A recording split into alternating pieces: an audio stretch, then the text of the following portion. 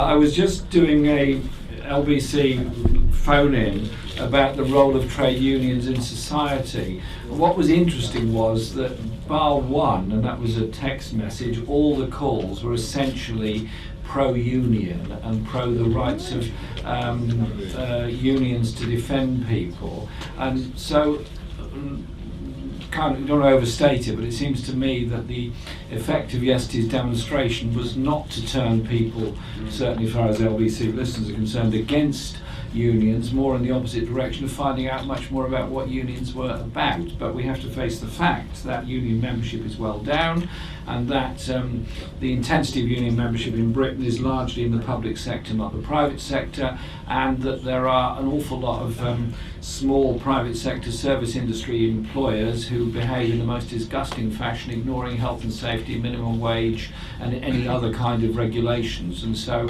I hope in all the campaigns on austerity we at the same time encourage people to join unions and get much more involved in it. There's a whole generation of young people that need to be won to union membership, and there was then as ever, the criticism, it's all the problem of the RMT and Bob Crow, and I pointed out that the RMT was one of the unions that was increasing membership and was increasing union membership intensity in the rail industry because it was so effective at representing its members. There is a message there to all our unions, I think, that we can put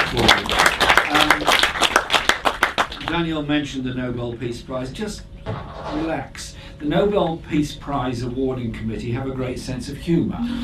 How can you not give a Nobel Peace Prize to Henry Kissinger, then one to Barack Obama, who then uses the acceptance speech to call for a renewed war in Afghanistan? I mean, just have a sense of humour about it. It really doesn't matter, and the European Union has been rewarded for setting up an army and an aggressive military foreign policy. So it's obvious, don't worry about it. Right, now on the situation facing us in this country, think back, I'll be very brief about this, think back through the period of Thatcher government, privatisation, deindustrialisation, smashing of unions, anti-trade union legislation and all that. She then promoted a finance service-led economy, which did lead to quite rapid economic growth in the mid-90s onwards. And the incoming new Labour government did two things. One is nothing to invest in manufacturing industry, nothing to promote manufacturing industry, and relied essentially on the same financial model of importing ever cheaper Chinese goods, and they were reducing in price throughout that period, promoting the service sector, and where it did invest in the public sector, particularly in health and education, did so often through consultancy arrangements, through contract arrangements, through privatisation arrangements or private delivery of services, and used that as the benchmark for employment practices. So it was pretty obvious that when the whole service sector finance economy model collapsed over the banking crisis in 2008, something drastic had to happen.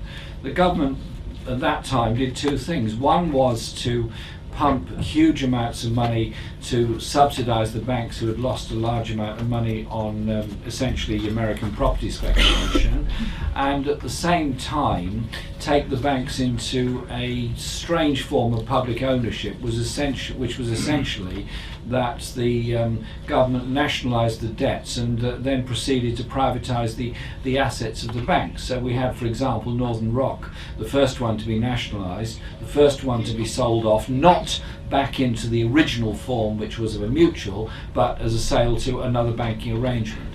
At the same time, the government did something relatively positive, which was to invest more money in infrastructure development and initially increase benefits and pensions in order to put more money in the economy on the basis that poor people spend money, rich people put it in a tax haven or save it. that kind of made sense. But the problem with the bank nationalisation was that it was all about the share ownership of the banks through a holding company. It was never about the political direction or social direction of the banks, and it is still the case that the publicly owned banks are even now still advertising to put your money into a tax haven. You go to RBS, and, which is publicly owned, and they'll quite happily tell you how to avoid taxation, and indeed all the other banks will do it exactly the same.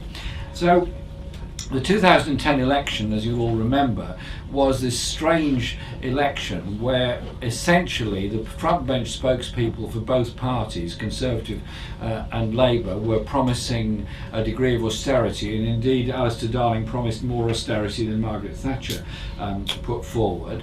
And the result of the election was inconclusive, and we had a coalition government which has now gone heavily into austerity. Now, the austerity is, yes, about public spending cuts, and we know a great deal about what is happening with those, and there's a lot more to come. But it's also, as with Greece, a complete reconfiguring of society.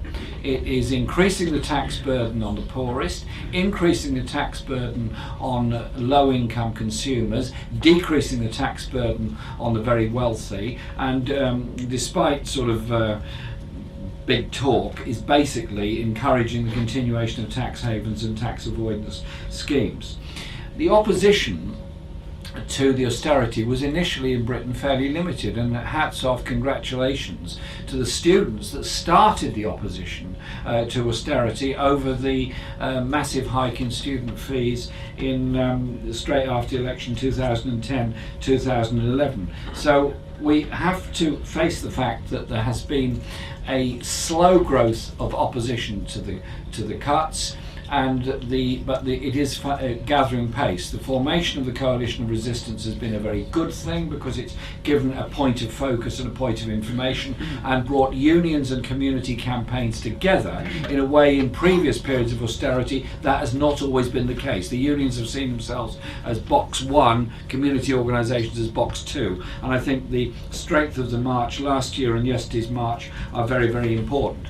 But the political pressure is got to be on in the unions and in the Labour Party for an alternative economic strategy. It's all very well for Ed Miliband to say that he's against the degree of austerity imposed by the Tory government, but he would have a different form of austerity. Well, if the austerity is cutting defence expenditure, cutting Trident, cutting nuclear weapons, we can all agree with that, and I would absolutely welcome that and applaud that, likewise withdrawing from Afghanistan and so on. But I suspect it's not going to be like that. It's going to be something rather different. There are contradictory pressures. The Labour Party conference was forced into a position of voting for the repeal of the National Health Service reforms, so-called, crucial, but there are a whole lot of other areas of benefit caps and benefit cuts that are going on. I'll finish on this point, Chris, that people that are suffering the worst degree of austerity, those on housing benefit cuts, young people using benefit, students and so on, are often the most isolated, not students, but others are often in the most isolated position,